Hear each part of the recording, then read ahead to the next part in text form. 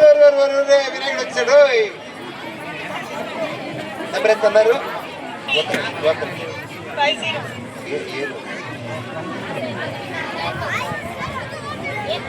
కాదు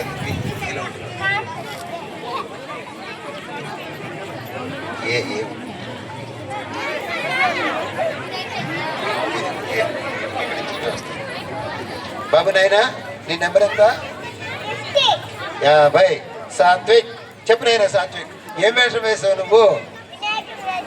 ఏం చెప్తావు చెప్పు.